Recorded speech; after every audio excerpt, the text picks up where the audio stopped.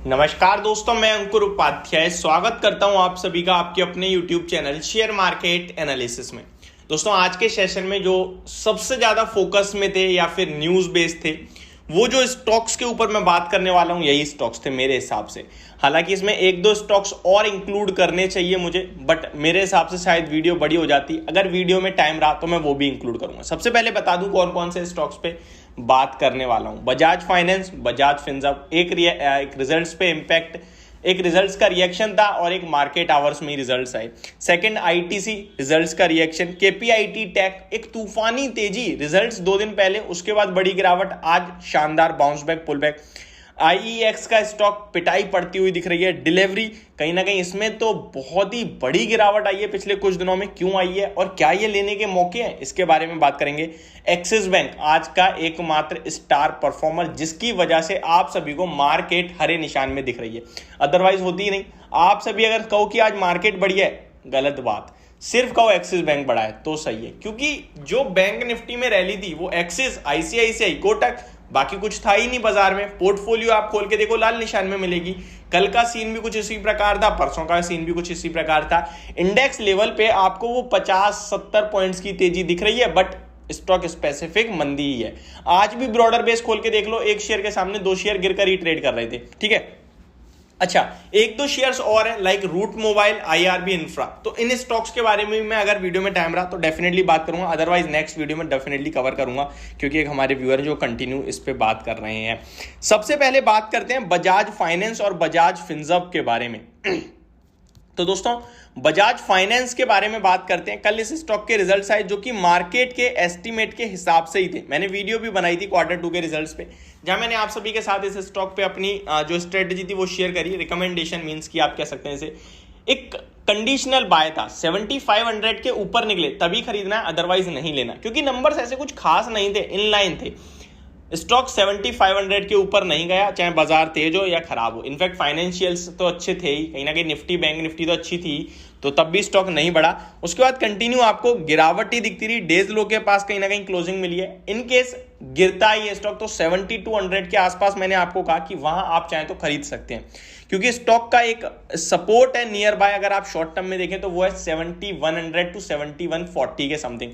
Stock exactly उन्हीं levels पे आता हुआ दिख रहा है। अब सपोर्ट्स के पास है, अब यहां से एक उछाल लग सकता है 100 से 150 पॉइंट का, तो जिसने हमारे कहने से खरीदा है तो फिर वहां पे टारगेट बुक करें, प्रॉफिट बुक करें। अदरवाइज स्टॉप लॉस होता है तो 60 पॉइंट का स्टॉप लॉस होगा, जो कि 1% भी नहीं होता, तो वो आपका रिस्क रिवॉर्ड फेवर में आ गया। सिंपल सी बात जो कहना चाहता हूं वो ये कि आपका रिस्क फेवर में आ चुकी है।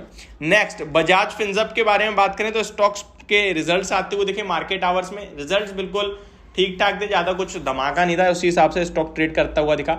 ओवरऑल कहना चाहूंगा बजाज फिनसर्व हो या बजाज फाइनेंस, लॉन्ग टर्म निवेश के लिए ये समय सही नहीं है, क्योंकि मार्केट में अगर कोई भी करेक्शन आती है, और जिस हिसाब से इस समय ग्लोबली दिख रहा है, लग रहा है कि मार्केट एक बार दोबारा, बोलना नहीं चाहिए बट नीचे जा सकती है, मैं लेवल नहीं दूंगा, और नीचे जाती है तो आपको पता है हाई बीटा स्टॉक्स में बड़ी गिरावट दिखाएंगे, तो वहां खरीदने के मौके ढूंढे। लॉन्ग टर्म के लिए बहुत अच्छे हैं, बट गिरावट में मिले तो बहुत ही अच्छा रहेगा।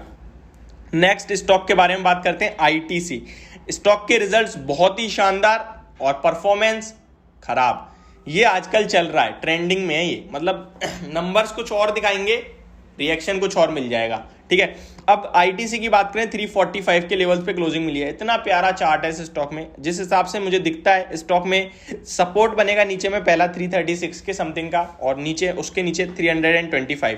स्टॉक में जब तक 320 के लेवल्स ब्रेक नहीं होते नीचे में, लॉन्ग टर्म के हिसाब से पॉजिटिव है। इस स्टॉक में ब्रोकरेज हाउसेस इतने ज्यादा बुलिश हैं कि अगर आप किसी भी ब्रोकरेज हाउस की लिस्ट खोलोगे ना इस समय पिक्स की, यानी टॉप पिक्स की, दिवाली पिक्स की, तो आईटीसी मिलेगा 380 के टारगेट्स के लिए। तो मेरे हिसाब से स्टॉक में अगर डिप मिलती है 330 के समथिंग की, तो वहां खरीदने के मौके ढूंढें, अदरवाइज इस स्टॉक को इग्नोर करें। नंबर्स की बात करें तो नंबर्स नो डाउट बहुत अच्छे और शानदार थे। नेक्स्ट, केपीआईटी टेक और आईईएक्स के बारे में बात करते हैं। पहले केपीआईटी टेक के स्टॉक को देख लेते हैं। आज हुआ क्या है बिल्कुल समझ नहीं आया। स्टॉक में वॉल्यूम्स के साथ तेजी आती हुई दिखी है, खुले नीले आसमान में। जब इसके रिजल्ट्स आए थे तब भी मैंने आप सभी के साथ कहा था कि स्टॉक के रिजल्ट्स कैसे हैं। वो चार्ट बहुत ही तंगड़ा दिख रहा है। अगर स्टॉक नीचे में आपको गिरावट दिखा सकता है, जो मैक्सिमम है वो कहीं ना कहीं 645 टू 620 रुपीज तक की है। स्टॉक करीब करीब 640 के समथिंग ही नीचे में आया और फिर वहां से ऊपर आ गया। फ्रेश 52 वीक हाइस के पास जाने के लिए तैयार है स्टॉक कहीं ना कहीं, और इस समय मुझे लगता है 800 रुपए के करीब जाना चाहिए स्टॉक, जिस हिसाब से चार्ट इसके फॉर्म हो रहे हैं, हायर हाइज ही लग रहे हैं कंटिन्यू। तो ये स्टॉक आपकी पोर्टफोलियो में तो डेफिनेटली अभी भी बने रहे। इस स्टॉक में 750 से लेकर 800 रुपए तक आपको बहुत ही जल्द आने को मिलेंगे लेवल्स। नेक्स्ट IEX, रिजल्ट बहुत खराब, स्टॉक की परफॉर्मेंस भी खराब। अब करना क्या चाहिए दोस्तों, ये शेयर लगभग 118 से लेकर 120-25 की रेंज में जाना चाहिए। चार्ट्स पे fresh round of selling start होती हुई दिख रही है। जिसके पास है बहुत ज्यादा लॉस हो रहा है, आपको तो बिकवाने का मतलब ही नहीं बनता। या तो ये हो कि कचरा हो आपके पास और लॉस बहुत ज्यादा है, बेच दो, उसी में भलाई है। कचरा भी नहीं है, अच्छा स्टॉक है, नंबर्स खराब आ रहे हैं, बट वैल्यूएशन वाइज तो अभी भी खैर महंगा है, बट अगर आप पीई से देखें तो 12-13 के पीई पे मिल रहा है वैल्यू। वैसे बुक वैल्यू पर शेयर तो 7-8 रुपए की है इसकी, उसके सामने 134 पे, तो 20 टाइम की बुक वैल्यू पे अभी भी ट्रेड कर रहा है। बट मेरे हिसाब से अब इस स्टॉक को अगर आपने खरीद रखा है 200-250 रुपए के लेवल से और 50% के रिपल, तो बेचने का मतलब नहीं बनता है। 120-25 आता है तो वहां हल्का फुल्का और खरीद के बैठते हैं 2-4 साल, स्टॉक दोबारा एक रैली देगा। आपने देखा था 4500 रुपए से 300 रुपए तक की रैली भी देखी है। तो लॉन्ग टर्म निवेशक जिनको ऑलरेडी काफी बड़ा लॉस हो रखा है वो होल्ड करें, अदरवाइज स्टॉक से दूरी बनाए रखें। फ्रेश एंट्री बिल्कुल इग्नोर करें, चार्ट्स पे अभी नेगेटिव ही है ये शेयर। नेक्स्ट स्टॉक के बारे में बात करते हैं, डिलीवरी। दोस्तों इस शेयर के बारे में तो क्या ही बात करें, इसमें मतलब लोगों की पोर्टफोलियो खराब करके रख दी है। अगर मैं इस स्टॉक के बिल्कुल शॉर्ट टर्म के चार्ट देखूं और देखूं 2 दिन में, तो 2 दिन में 30-32% पैसा आपका साफ कर दिया शेयर ने। ये स्टॉक 19 अक्टूबर को 560 रुपए के लेवल पे ट्रेड कर रहा था, अभी 385 पे ट्रेड कर रहा है। आप समझ सकते हैं कितनी बड़ी गिरावट है। 1.6 करोड़ शेयर्स ट्रेड हुए हैं। कंपनी में गिरावट आने के पीछे का रीजन इसके रिजल्ट्स प्लस कमेंट्री है। जो मैनेजमेंट की कमेंट्री है वो बहुत ही नेगेटिव है, तो इसीलिए ये स्टॉक पिटता हुआ दिखाया आपको। बिल्कुल भी एक्यूमुलेशन की राय नहीं होगी और बिल्कुल भी फ्रेश एंट्री की राय नहीं होगी। नेक्स्ट एक्सिस बैंक, तूफानी रिजल्ट्स, तूफानी रिएक्शन और स्टॉक काफी बढ़िया। सुबह मैंने वीडियो भी बनाई जब 870 के समथिंग था कि 890 to 920 तक जा सकता है, और आज ही चला गया, तो बहुत अच्छी बात है। प्रॉफिट बुक करें, लालच ना करें। अब यहाँ से आपको ऊपर में 10% है लेकिन नीचे में 20% है, तो आप सोच समझ के काम करें। JSW स्टील, इतने गंदे नंबर आए हैं इस स्टॉक के कि मंडे को अगर 4-5% भी गिर जाए तो कोई बड़ी बात नहीं है, लेकिन अगर नहीं भी गिरता है तब भी नंबर बहुत खराब है। आप चेक कर सकते हैं मेरी JSW वाली वीडियो में। होप आपको सारी वीडियो समझ और पसंद दोनों आई होगी। Thank you so much for watching this video. Have a great day guys.